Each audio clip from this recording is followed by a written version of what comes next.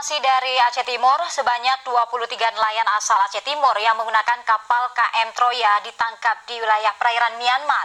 Dan penangkapan para nelayan Aceh tersebut diduga kuat akibat minimnya alat kompas sehingga mereka tak sadar telah melintasi wilayah negara lain.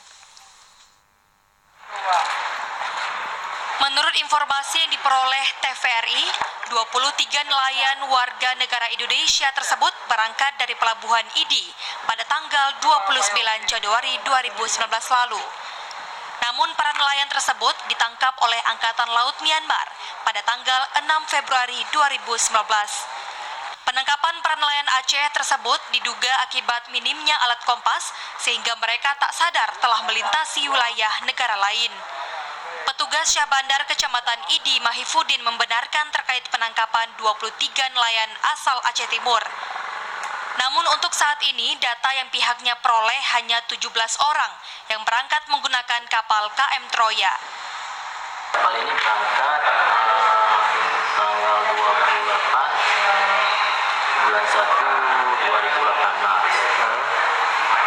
Berangkat dari Idi sampai di sana sekitar tanggal 6.